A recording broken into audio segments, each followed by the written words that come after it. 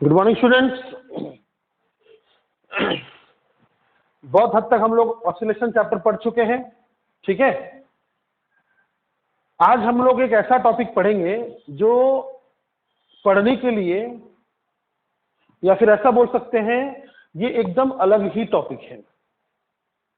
थोड़ा सा आराम से बैठकर एक शांत माइंड से इसको सुनिएगा, ठीक है। देखिए, ये टॉपिक बहुत इंपॉर्टेंट है क्योंकि ये सिर्फ इसी चैप्टर में नहीं है, और तो और ये सिर्फ 11th में नहीं है, ये 12th में भी है, समझे। अगर हम एनसीईआरटी का बात करें तो ऑसिलेशन 11th में है। अब उसी का यूज, ये जो टॉपिक है इसका यूज इसके बाद वाले चैप्टर में भी है, वेव्स। समझ में आया। और अगर हम बात करें 12th का तो इसी का यूज बेटा 12th में भी है, wave optics, composition of 2SHM। For example देखिए, मैं बोल रहा हूं, आप सुन रहे हैं। कैसे सुन रहे हैं आप? ये जो मेरे मुंह से जो साउंड निकल रहा है, एनर्जी निकल रहा है, ये इस मीडियम के पार्टिकल्स को ऑसिलेट करवा रहा है। ये जो एनर्जी है मेरे द्वारा दिया गया, ये एनर्जी है। जोर से बोल रहा हूं तो ज्यादा एनर्जी जा रहा है, समझ रहे आप। तो ये जो ज्यादा एनर्जी मैं दूंगा उससे बहुत जोर जोर से हवा का पार्टिकल्स ऑसिलेट होगा। ऐसे नहीं, ऐसे ऑसिलेट होगा।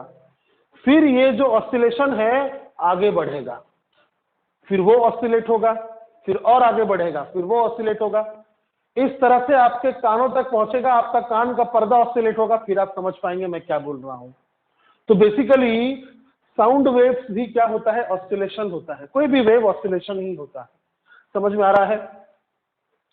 तो यहां मान लीजिए मैं हूं और मेरे बाजू में मान लीजिए एक और कोई खड़े हैं, मान लीजिए, या यूं मान लीजिए कि मैं ये बोर्ड को कर देता हूं आधा आधा डिवाइड, समझे। मैं कुछ पढ़ाऊंगा और आपके बायोलॉजी के सर मान लीजिए यहां कुछ पढ़ाएंगे। अगर हम दोनों साथ में पढ़ाएंगे आपको कुछ समझ में आएगा? नहीं समझ में आएगा। क्यों समझ में नहीं आएगा?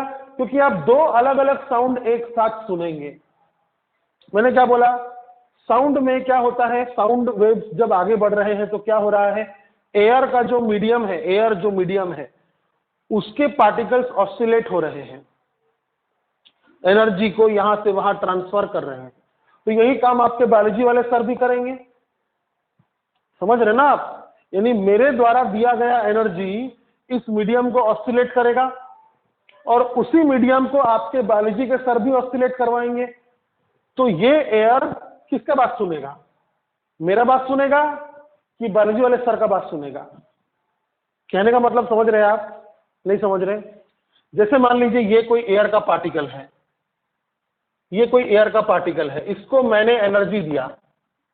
इस एनर्जी को लेकर ये पार्टिकल अपने मीन पोजीशन के अबाउट इतना दूर दूर ऑसिलेट होगा। ये पार्टिकल इस तरह ऑसिलेट होगा, SHM करेगा। अब इतने में मान लीजिए आपके बायोलॉजी के सर भी मान लीजिए एनर्जी दे दिए, तो यही पार्टिकल को मेरे तरफ से भी एनर्जी मिला और बायोलॉजी वाले सर की तरफ से भी एनर्जी मिला। तो ये पार्टिकल कैसे ऑसिलेट करेगा? समझ में आ रहा है? This is the topic, composition मतलब मिलन ऑफ 2 SHMs। समझ में आ रहा है? मेरे द्वारा दिया गया एनर्जी और बायोलॉजी सर के द्वारा दिया गया एनर्जी, दोनों के कारण ये ऑसिलेट होगा और एक अलग तरह का ऑसिलेशन पैदा करेगा जिसको आप समझ नहीं पाओगे। समझ में आया? हाँ, तो वही हमको पढ़ना है कि दो ऑसिलेशन का कॉम्पोजिशन कैसे होता है, ठीक है। तो ऑसिलेशन के बारे में क्या समझते हैं आप? SHM के बारे में क्या समझते हैं? किसी SHM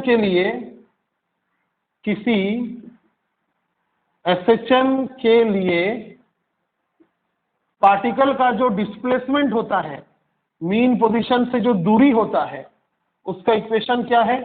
x = a, यानी एम्पलीट्यूड, x का दायरा है ये, sin ωt प्लस कुछ भी फाई। आया समझ में? किसी एसएचएम के लिए एक्स का जो डिस्प्लेसमेंट का इक्वेशन है वो ऐसा होता है, x is equal to a sine omega t plus 5। अब मान लीजिए दो तरह का एसएचएम है, कंसिडर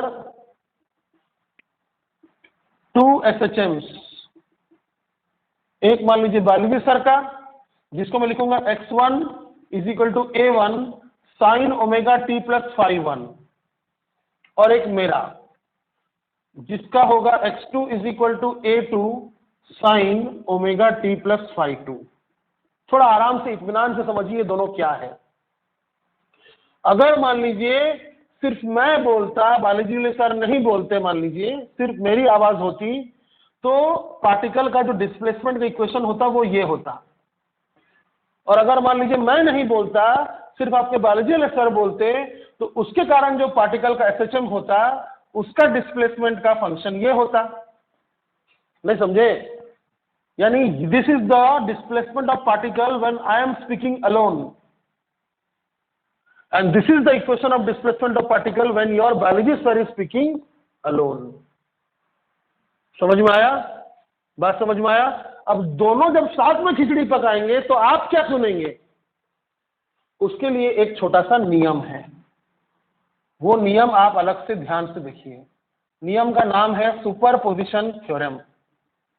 बहुत ही छोटा सा प्रिंसिपल है, टेंशन मत लीजिए। सुपरपोजिशन थ्योरम क्या बोलता है ये?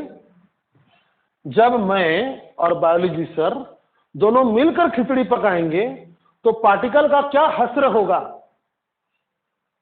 समझे? यानी इफ देयर आर देखिए ध्यान से, two SHMs, the equations of their displacements are, if there are two SHMs,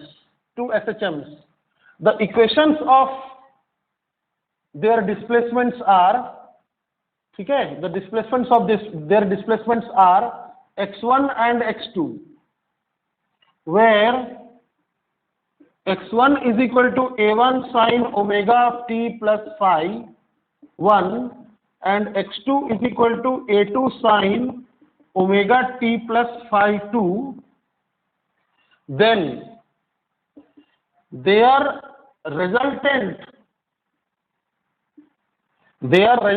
मतलब मिलने के बाद their resultant displacement equation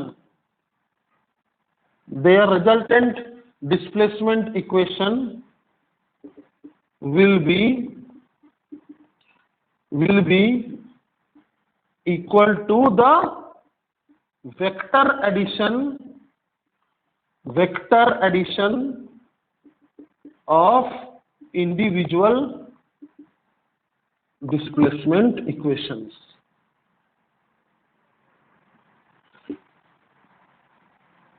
मैं इसको मिटाऊंगा, है ना? आप ठीक से देख लो अच्छे से। That is x is equal to x1 plus x2। Theorem आसान है, इसका लंबाई को देखकर घबराइए मत। क्या बोलना चाह रहा है, सुनिए ध्यान से। अगर मैं एक साउंड क्रिएट कर रहा हूं या एक लाइट दे रहा हूं, लाइट भी एक वेव है, तो जिसके कारण डिस्प्लेसमेंट का इक्वेशन कुछ होगा, मान लीजिए कितना, a1 sine omega t plus 5। अब आपको जानते हैं इसमें a1 क्या है, एम्पलीट्यूड ऑफ द पार्टिकल। मैं जोर से चिल्लाऊंगा तो पार्टिकल का दायरा ज्यादा होगा। ओमेगा क्या है, फ्रीक्वेंसी। phi 1 क्या है, याद है आपको, इपोक। phi 1 हम कब लिखते हैं, जब एसएचएम ना मीन से शुरू होता है ना एक्सट्रीम से शुरू होता है, किसी और पोजीशन से शुरू अगर हो तो हम यहां पर ऐसा लिखते हैं। सब भूल गए लगता है, आपको देखकर ऐसा लग रहा है कि आप सब भूल गए हैं। आप भूल गए हैं कि x is equal to a sine omega t हम कब लिखते हैं, जब एसएचएम स्टार्ट होता है मीन पोजीशन से। x is equal to a cos omega t हम कब लिखते हैं, जब एसएचएम स्टार्ट होता है एक्सट्रीम पोजीशन से। और जब एसएचएम ना एक्सट्रीम से ना मीन से स्टार्ट होता है तब हम इक्वेशन को ऐसा लिख देते हैं। समझ में आया? ठीक है। तो if there are two SHMs, the equations of their displacement, THEIR, their displacements are x1 and x2। समझ में आया? दो SHM है, एक मान लीजिए ऐसा है और दूसरा मान लीजिए ऐसा है। तो ये दोनों SHM इस पॉइंट पर मिलेंगे, ये दोनों SHM इस पॉइंट पर मिलेंगे। तो मिलने के बाद जो वेव बनेगा उसका डिस्प्लेसमेंट कैसा होगा? कैसा होगा ना भाई? इंडिविजुअल डिस्प्लेसमेंट को ऐड कर दो। समझा सुपरपोजिशन थ्योरम? सुपरपोजिशन थ्योरम क्या समझता है आपको बताऊं मैं? अंदर की बात क्या है इस थ्योरम का? अंदर का बात बताऊं? बड़ा सिंपल है। देखिए, सुपरपोजिशन थ्योरम बोलता है कि ये दोनों तो साथ में खिचड़ी पका रहे थे, ये दोनों खिचड़ी साथ में पका रहे थे, लेकिन आप ये सोचिए कि जब आप किसी एक इक्वेशन को देखेंगे उस समय दूसरा इक्वेशन था ही नहीं, और जब आप दूसरा इक्वेशन को देखेंगे तो सोच लीजिएगा पहला इक्वेशन नहीं था। मतलब एक बार में एक ही इक्वेशन था ऐसा मान लीजिए, और ऐसा मानकर ऐड कर दीजिए। तो आपको जो आंसर मिलेगा वो आंसर किसका होगा? जब दोनों साथ में रहेंगे। समझा? तो सुपरपोजिशन थ्योरम का मेन प्रिंसिपल क्या है? There is no effect of one SHM on the other when being observed individually।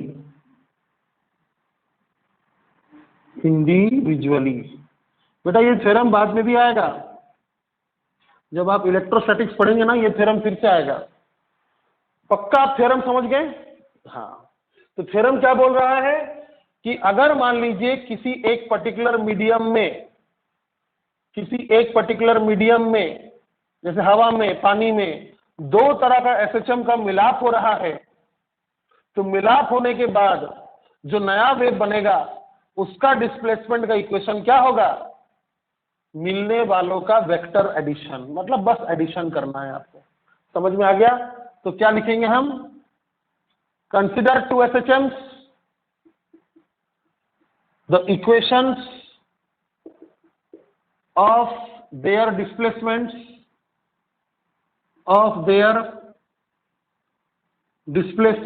are as x1 is equal to a1 sin omega t plus phi1, x2 is equal to a2 sin omega t plus phi2। अच्छा, mathematics को simple रखने के लिए हमने क्या किया है? दोनों का फ्रीक्वेंसी सेम ले लिया है। समझे? अगर ये फ्रीक्वेंसी भी अलग अलग होता तो हम आगे नहीं बढ़ पाते। यानी हम लिखते x is equal to x1 plus x2, और फिर हम अगले लाइन में लिखते x is equal to a1 sine omega t plus phi1 plus a2 sine omega t plus phi2। अगर ये ओमेगा 1 ओमेगा 2 होता तो हम इसके आगे नहीं बढ़ पाते। आया बात समझ में? इसलिए मैथ्स के सिंप्लिसिटी को रखने के लिए हमने क्या किया है? फ्रीक्वेंसी को सेम रखा है। तो यहां लिखिएगा जरूर, consider two SHMs of same frequency, the equations of their displacements are ऐसे। समझे? मेन थीम क्या है? ये मैं बोल रहा हूं, ये बायोलॉजी का सर बोल रहे हैं, लेकिन हम दोनों साथ में अगर बोलेंगे तो आप क्या सुनेंगे उसका इक्वेशन हमें पाना है। समझे? अच्छा, स्टेट बोर्ड के एग्जाम में इसका क्वेश्चन कैसा आता है? क्वेश्चन बड़ा सिंपल आता है। मैं आपको पहले पूरा करा दूंगा फिर क्वेश्चन बताऊंगा कि क्वेश्चन क्या होना चाहिए। मजा आएगा, टेंशन मत लीजिए।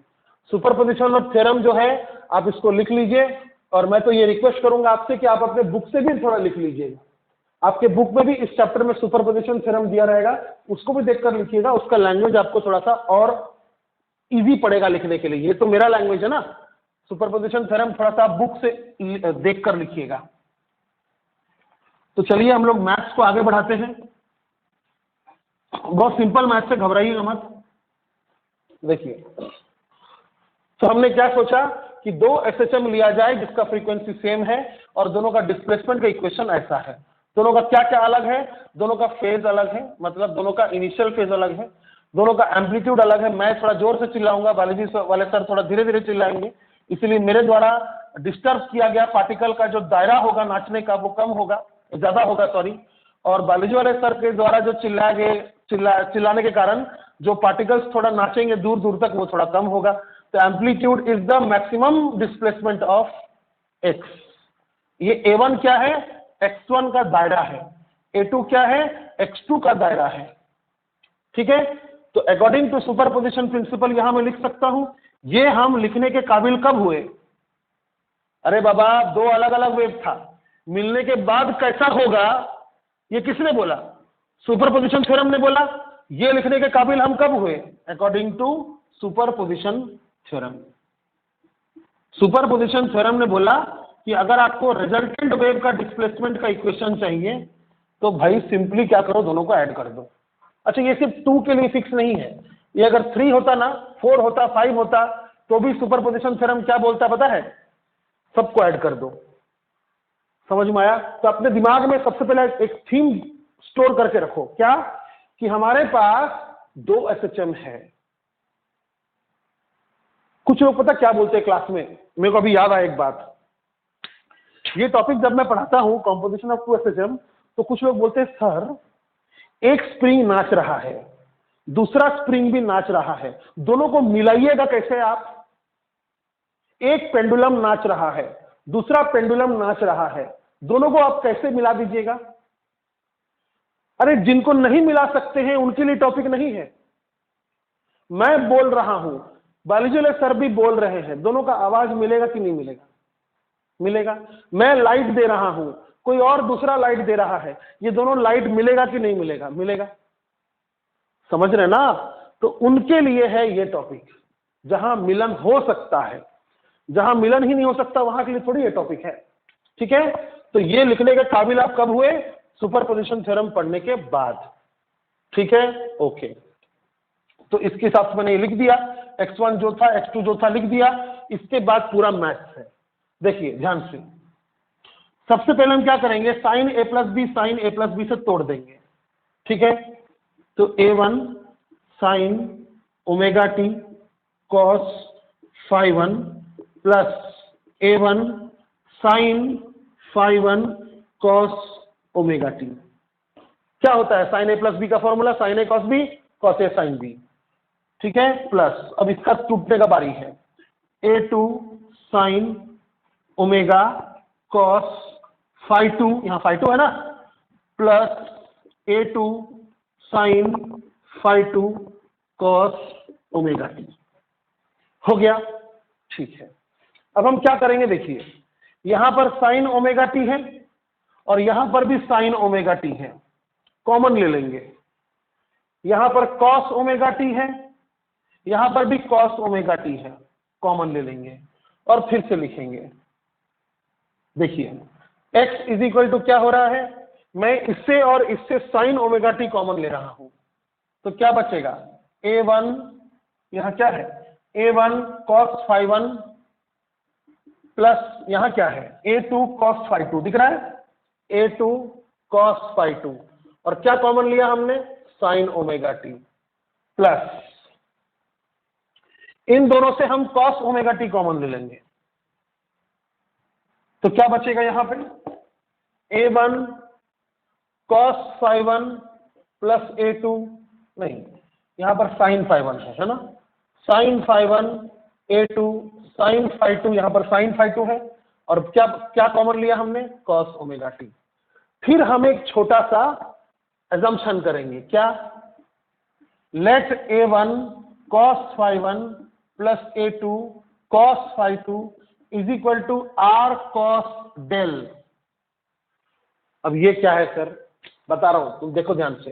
एंड उधर ब्रैकेट में क्या है, A1 sine phi 1 A2 sine phi 2 is equal to R sine del. अभी फिलहाल इसको ऐसे रहने दो, फिर भी मैं बता देता हूं। देखो A1 cos फाई 1 क्या होगा? एक नंबर होगा। A2 cos फाई 2 क्या होगा? एक नंबर होगा। तो इन दोनों नंबर्स को जोड़कर भी एक नंबर आएगा। क्या उस नंबर को मैं मान सकता हूं R cos डेल? घबराइए मत, R क्या है डेल क्या है मैं कैलकुलेट करूंगा। समझे? आर क्या है, डेल क्या है, मैं कैलकुलेट करूंगा। बस फिलहाल क्या करते हैं, इसको क्या माना हमने, आर कॉस डेल, लिख दीजिए। Therefore x is equal to R cos del sine omega t, ये वाला, प्लस इसके जगह आर साइन डेल, इसके जगह में क्या माना हमने, ये डेल है, हाँ, del cos omega T.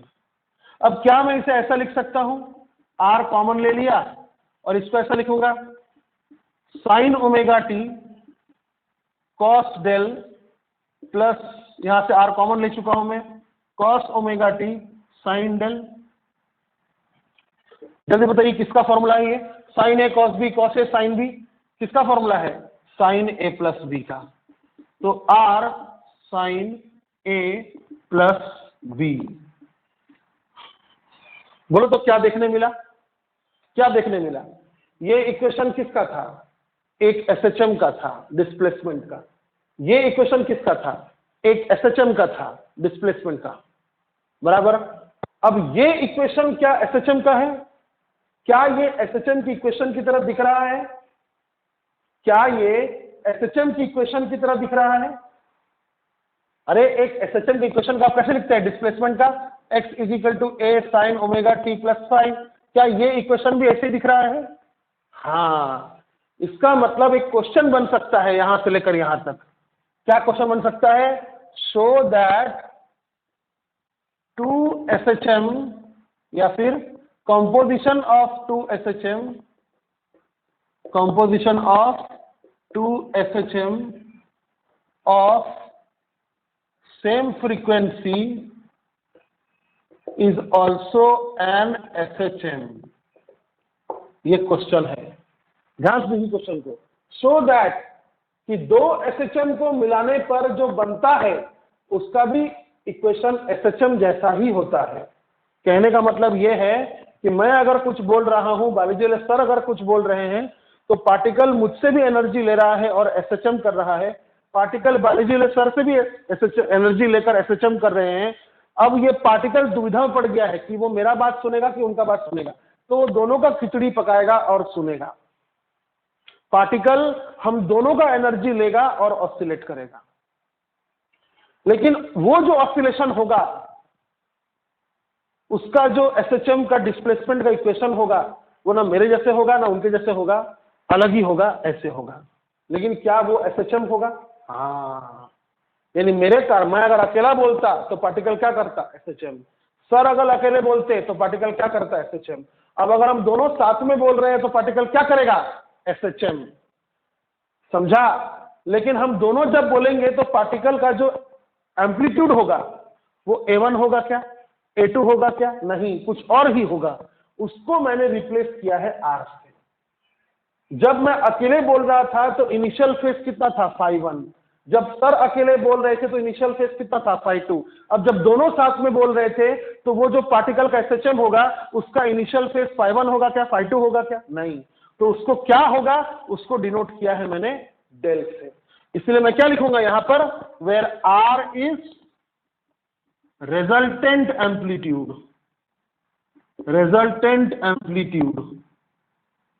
and del is resultant initial phase, नहीं, resultant wave का initial phase, resultant wave का initial phase। R क्या है, resultant wave का amplitude, रिजल्टेंट वेव एसएचएम जो बोलना है बोलिए, का एम्पलीट्यूड। समझ गया पक्का? हाँ, अब लास्ट क्या बच गया है, आर और डेल पता करना। ध्यान से देखिएगा, ये आर और डेल हम यही से पता करेंगे, क्योंकि आर क्या है मेरे लिए अननोन है, डेल क्या है मेरे लिए अननोन है, तो उसे नोन वाले टर्म्स में एक्सप्रेस करना जरूरी है। समझ में आया? तो क्या करेंगे, देखिए, आर फाइंड करने के लिए हम क्या करेंगे, डेल को गायब करेंगे, और डेल फाइंड करने के लिए क्या करेंगे, आर को गायब करेंगे।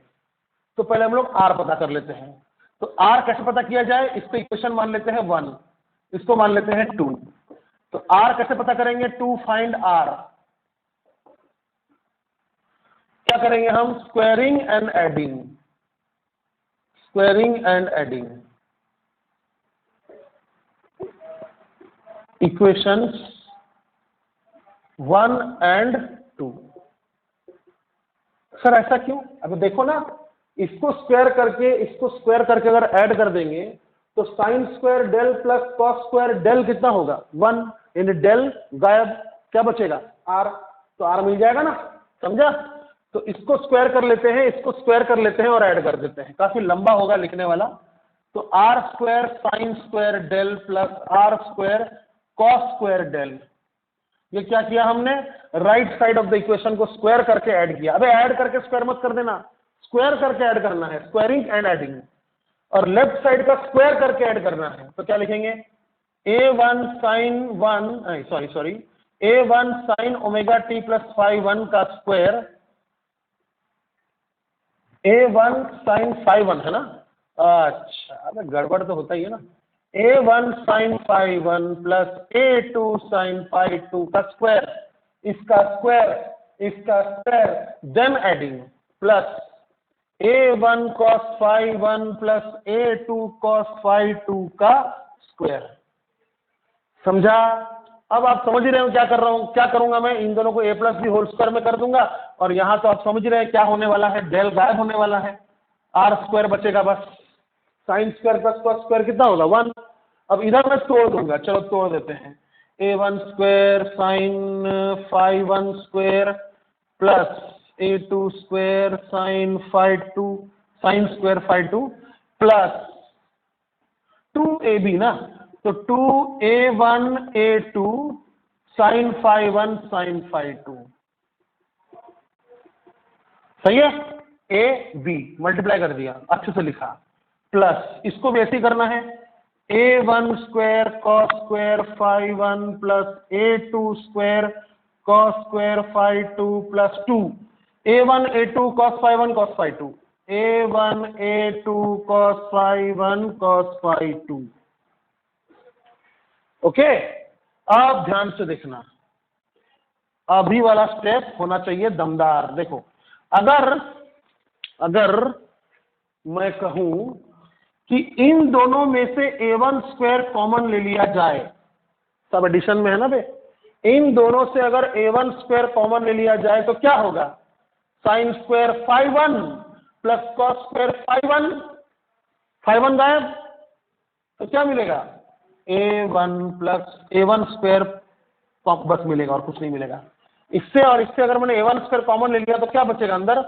Sign square phi 1 plus cos square phi 1 बचेगा ना। तो ये कितना होता है? 1 होता है ना। अच्छा ठीक है, नेक्स्ट स्टेप में लिखेंगे। चलो, सिमिलरली अगर इन दोनों से a2 स्क्वायर कॉमन ले लिया जाए, इन दोनों से, तो क्या होगा? वैसे ही हसर होगा जैसे इसका हुआ, a2 स्क्वायर कॉमन ले लिया, sine square phi 2 plus cos square phi 2। समझ में आया? अब आखिरी वाला में क्या कॉमन ले सकता हूं मैं? क्या कॉमन ले सकता हूं मैं यहां से 2a1 a2 कॉमन ले सकता हूं। ये दोनों से मैं 2a1 a2 कॉमन ले लूंगा, तो प्लस 2a1 a2, अंदर क्या बचेगा? साइन फाई 1 साइन फाई 2, उसको बाद में लिखेंगे, cos phi 1 cos phi 2, cos phi 1 cos phi 2 plus sine phi 1 sine phi 2। सही है? Very good. अब यहां पर मैं लिख सकता हूं 1, यहां लिख सकता हूं 1, और यहां क्या लिखूंगा बोलो तो? किसका फॉर्मूला है ये? Cos A cos B plus sign A sine b, किसका फॉर्मूला है? यहां क्या होगा? a1 स्क्वायर, यहां क्या होगा? a2 स्क्वायर, और यहां क्या होगा? 2a1 a2, इसका क्या लिखेंगे आप? cos phi 1 minus phi 2। समझे? यहां लिखेंगे आप cos फाई 1 माइनस फाई 2। क्यों? क्योंकि cos a माइनस b का फॉर्मूला होता है cos a cos b plus sin a sin b। आया समझ में? और लेफ्ट साइड में r स्क्वायर है तो चला जाएगा उधर, तो क्या हो जाएगा? अंडर रूट, भेटला, फॉर्मूला भेटला। बड़ा मजेदार बात है ये। आप ध्यान सुनने की कोशिश करना आप, ठीक है। मैं चिल्ला रहा हूं अकेला तो पार्टिकल नाच रहा है इतने एम्पलीट्यूड से, आपके बायोलॉजी में सर चिल्ला रहे अकेला तो पार्टिकल नाच रहा है इतने एम्पलीट्यूड से। दोनों अगर एक साथ चिल्लाएंगे तो पार्टिकल का नाचने का एम्पलीट्यूड क्या होगा, वो सिर्फ और सिर्फ डिपेंड करेगा किस बात पे, हम दोनों का फेज डिफरेंस। समझे? A1 कांस्टेंट है, मैं चिल्ला रहा हूं तो तब का एम्पलीट्यूड है। A2 सर अकेले चिल्ला रहे तब का एम्पलीट्यूड है। ये phi1 phi2 ये जितना होगा माइनस करने पर उस पर डिपेंडेंट होगा कि R कितना होगा। समझे? यानी मैं और आपके सर अगर साथ में चिल्ला रहे हैं, या यूं मान लीजिए कि दो अलग अलग लाइट अगर एक ही पॉइंट पर मिल रहा है तो जो नया लाइट बनेगा उसका कितना एम्पलीट्यूड होगा, it will be dependent on कि जिस पॉइंट पर दोनों लाइट मिले हैं, जिस पॉइंट पर दोनों लाइट मिले हैं वहां पर फेज डिफरेंस कितना है। पक्का नहीं समझा होगा। तुम देखो किसी पर्टिकुलर समय में मेरा फेज कितना है, फेज मैंने समझाया फेज क्या है, इसको बोलते हैं फेज। तो किसी पर्टिकुलर समय में मेरा फेज कितना है, मेरा फेज कितना है ओमेगा टी प्लस phi1, और उसी समय में आपके दूसरे सर का फेज कितना है, बायो कितना फेज है, यहां देखिए यहां ओमेगा टी प्लस phi2। तो आप क्या करो, मेरा फेज से बायो सर के फेज को माइनस कर दो, समझे? तो omega t plus phi1 minus omega t plus phi2 minus कर दो, क्या होगा, ओमेगा टी कैंसिल हो जाएगा, क्या मिलेगा phi1 माइनस phi2। क्या बोलते हैं इसको, अगर आपने मेरे फेज से उनके फेज को माइनस करके ये लाया है तो ये क्या है, फेज डिफरेंस। समझ में आया? तो resultant amplitude will be dependent on phase difference. याद रखना ये चीज, therefore R is dependent on, यही बात काम आएगा, याद रखना। तुम वेव चैप्टर में पढ़ोगे स्टेशनरी वेव, बीट्स, ठीक है, तुम लाइट में पढ़ोगे इंटरफेरेंस ऑफ लाइट, डिफ्रैक्शन पढ़ोगे ना, वो सब जगह ये काम आएगा कि दो SHM को मिलाने पर जो नया SHM बनता है उसका एम्पलीट्यूड किस बात पर डिपेंडेंट है, इस बात पर डिपेंडेंट है कि जिस पॉइंट पर वो लोग मिल रहे हैं उस समय उस पोजीशन पर दोनों वेव का फेज का क्या डिफरेंस है। R is dependent on phase difference. Phase, कुछ बच्चे क्या करते हैं मालूम है, phi1 समझते इनिशियल फेज, phi2 समझते इनिशियल फेज, तो क्या सोचते हैं कि ये क्या है, इनिशियल फेज का डिफरेंस है। टेक्निकली तो सही है वो, लेकिन लॉजिकली ये इनिशियल फेज का डिफरेंस नहीं है, ये टोटल फेज का डिफरेंस है। ओमेगा टी बकायदा कट जाता है। बात समझ में आया? तो रिजल्टेंट एम्पलीट्यूड कितना होगा, under root of A1 plus A2, sorry under root of A1 square plus A2 square plus 2A1 A2 cos phi1 minus phi2। अब थोड़ा स्पेशल केस करना पड़ेगा, थोड़ा सा इसमें कुछ स्पेशल केसेस करने पड़ेंगे। तो कौन सा पार्ट मिटा दूं बताओ, डेरिवेशन लिख लो अच्छे से डेरिवेशन लिख लो, मैं ये पार्ट मिटा रहा हूं।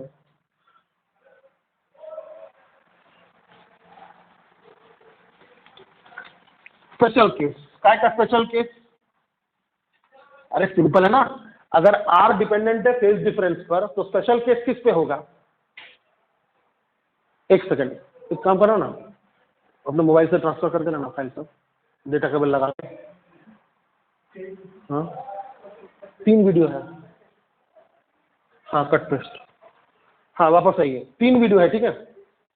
तो R is dependent on phase difference, तो अगर R is dependent on phase difference तो हम थोड़ा स्पेशल केस बनाएंगे।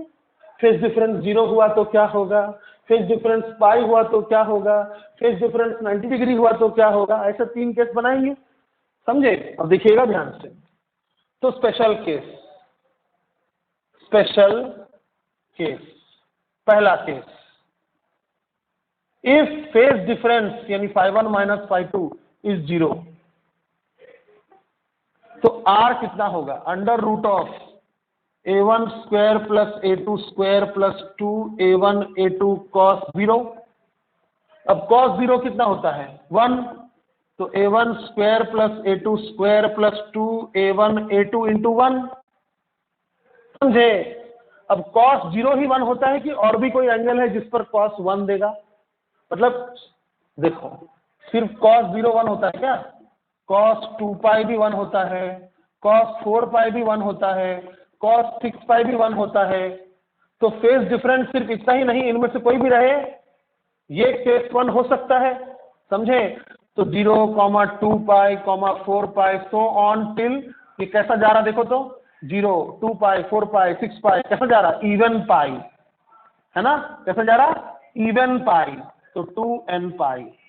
इवन नंबर का nth टर्म क्या होता है? 2n। तो इनमें से कोई भी अगर फेज डिफरेंस रहा तो cos 0 1 हो जाएगा। अब ये किसका फॉर्मूला है? ये किसका फॉर्मूला है? a1 प्लस a2 का होल स्क्वायर का। a1 प्लस a2 का होल स्क्वायर का रूट, तो स्क्वायर और रूट कट जाएगा, स्क्वायर और रूट कट जाएगा, तो r will be equal to a1 plus a2। By chance if and if a1 is equal to a2, मतलब बायो वाले सर का और मेरा आवाज का फ्रीक्वेंसी तो सेम था ही, हम दोनों का एम्पलीट्यूड भी सेम था। मान लो a1 is equal to a2, तो a1 is equal to a2 is equal to a मान लो, a से मतलब मान लो, तो r इज इक्वल टू क्या हो जाएगा? a plus a2a। बड़ा सिंपल है। यानी अगर बायो वाले सर का एम्पलीट्यूड है 3 सेंटीमीटर, ठीक है, और मेरा भी मान लीजिए एम्पलीट्यूड है 3 सेंटीमीटर, तो हम दोनों का अगर किसी ऐसे पॉइंट पर मिलन हुआ, हम दोनों का किसी ऐसे पॉइंट पर मिलन हुआ जहां पर फेज डिफरेंस आ रहा है 0, 2 पाई, 4 पाई, कोई भी इवन पाई, तो रिजल्टेंट जो वेव बनेगा उसका कितना होगा amplitude? 6 centimetre. a plus a 2a। समझा? तो ये केस 1 हो गया। तो बेटा इस सिचुएशन को बोलते हैं ना, this is known as situation है ना, ये एक सिचुएशन है, known as constructive interference. Constructive interference. Interference मतलब मिलना, इंटरफेरेंस मतलब जैसे ये पॉइंट पर क्या हो रहा है, ये पॉइंट पर हो रहा है इंटरफेरेंस। क्या हो रहा है? इंटरफेरेंस। तो कैसा इंटरफेरेंस हो रहा है? कुछ अच्छा हो रहा है, इसीलिए कंस्ट्रक्टिव, कुछ बन रहा है। समझे? अब केस 2 देखो, केस 2।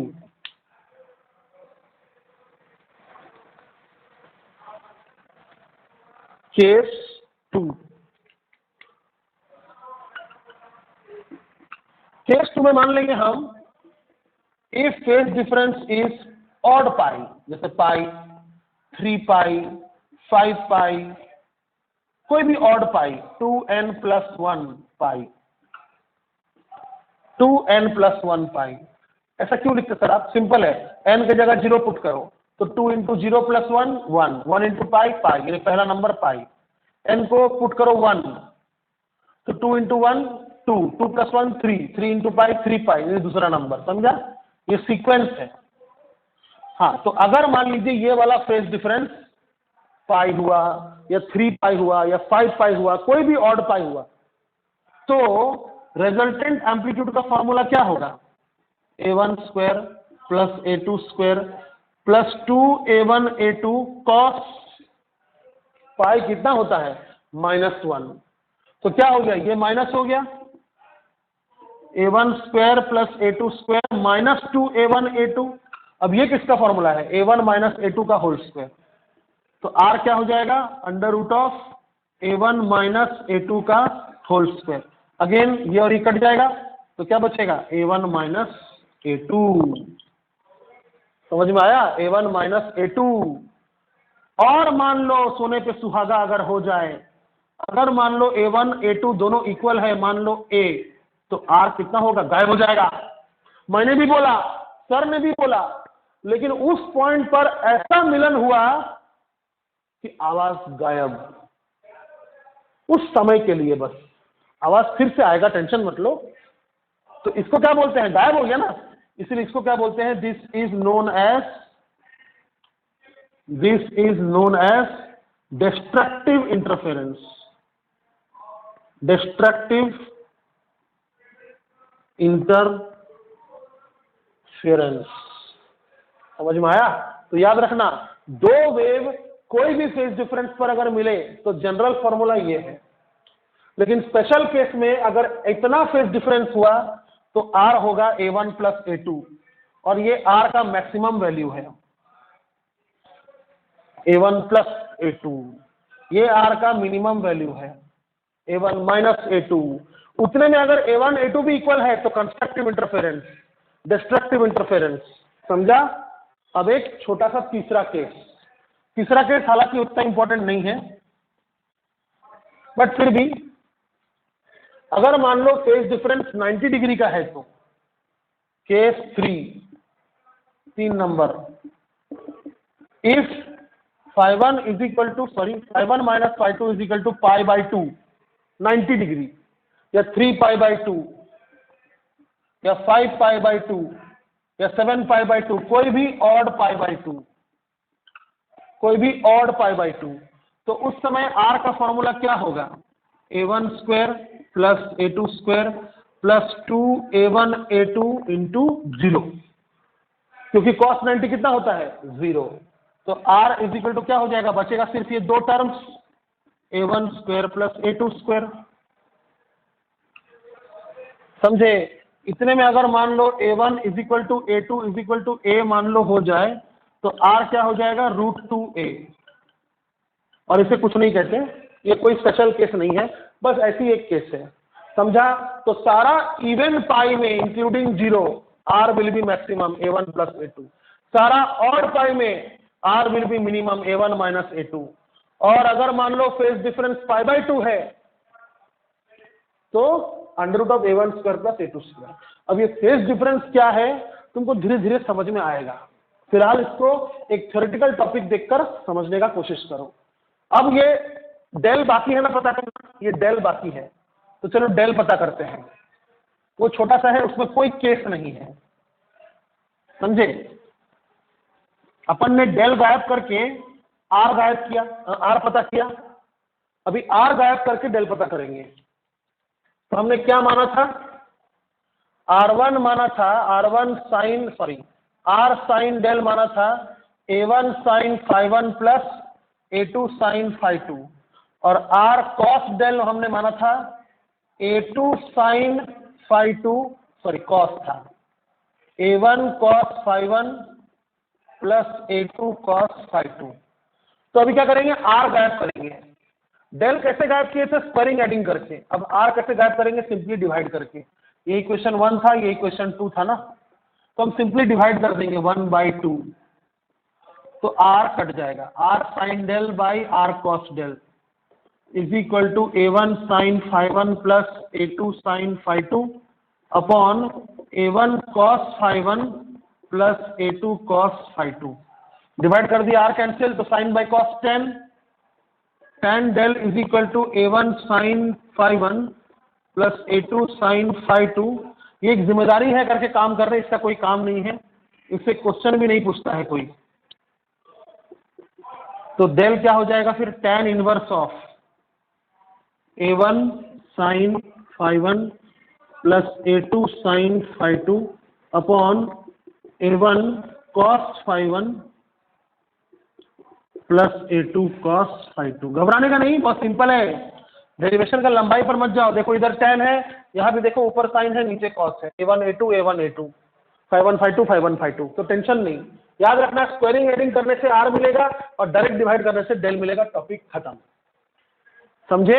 अब स्टेशनरी वेव और बीच जब पढ़ाऊंगा ना, तब तुमको दोबारा ये चीज पूछूंगा कि बताओ मैक्सिमम रिजल्टेंट कब मिलता है, बताओ मिनिमम रिजल्टेंट कब मिलता है, मैक्सिमम एम्पलीट्यूड कब होता है इस फेज डिफरेंस पर, मिनिमम एम्पलीट्यूड कब होता है इन फेज डिफरेंस पर। ये चीज याद रखना बस, समझे?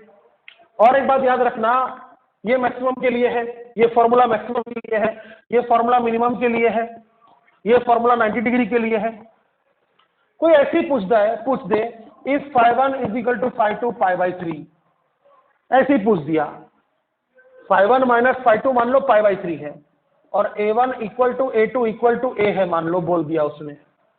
ऐसी एक जनरल क्वेश्चन ऐसे बोल दिया कि दो एसएचएम कंपोज हो रहे हैं, दो एसएचएम मिल रहे हैं और दोनों का फेज डिफरेंस पाया गया कि 60 डिग्री है और दोनों का एम्पलीट्यूड सेम था, तो बताओ आर कितना होगा। तो ना वो ये केस है, ना ये केस है, ना ये केस है। आर का फॉर्मूला लिखो और पता करो, a1 square plus a2 square plus 2a1 a2 cos 60, यानी π/3 मतलब 60।